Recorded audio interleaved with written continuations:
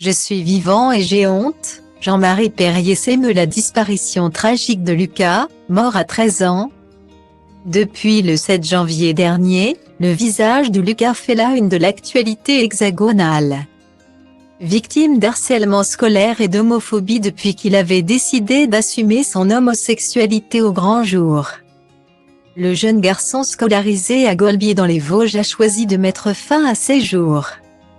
7 janvier 2023 Ma vie s'est arrêtée, a écrit Séverine, sa maman, sur son compte Facebook. Il était harcelé régulièrement par rapport à sa tenue, sa façon d'être, à ce qu'il dégageait. Il était entier donc il ne se cachait pas. Cela dérangeait peut-être certaines personnes qui n'osaient être aussi entières que lui. Il en a parlé à sa maman qui a bien réagi en appelant la CPE, le principal. En rentrant de l'école, il se plaignait de ce qu'il vivait encore et encore. Sa maman a appelé au secours à plusieurs reprises. Le milieu scolaire, où il passait les 3/4 de son temps, n'a pas réagi comme il fallait. A quant à lui réagi un proche de la famille de Lucas au micro de RMC. Une enquête a été ouverte mercredi 11 janvier, tandis que les obsèques du jeune garçon se sont déroulées le samedi 14 janvier. La mort de Lucas a généré une véritable onde de choc. De nombreuses personnalités ont réagi à cette tragique disparition. Marc-Olivier Fogiel a rédigé un poignant message, tout comme Jean-Marie Perrier.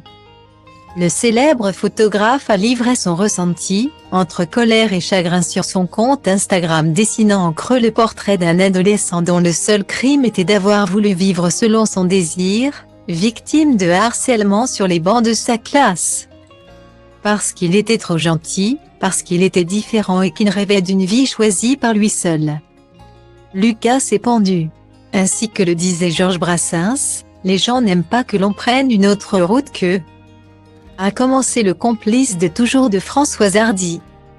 Et Jean-Marie Perrier de s'en prendre avec virulence à ceux qu'il estime pour partie responsables du drame, les pousseurs de landau enivrés de préceptes religieux, qui manifestent dans les rues.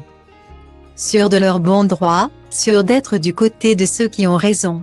Et d'ajouter bravo.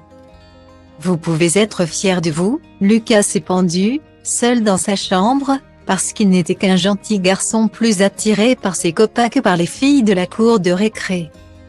Et de faire le constat amer, qu'en 2023 la France des droits de l'homme, n'est plus rien d'autre qu'une méchante cour d'école. Je demande pardon à ses parents, à sa sœur et à son frère pour la stupidité de cette époque auréolée de haines en tout genre. Lucas s'est pendu, il avait 13 ans, j'en aurai 23 dans quelques jours. Je suis vivant et j'ai honte, a-t-il conclu bouleversé. Un message auquel ont adhéré de nombreuses personnalités comme Guillaume Guélien, Sandrine Kiberlin, Alex Lutz ou Émilie Dequesne mais aussi de très nombreux anonymes qui ont rendu hommage à Lucas.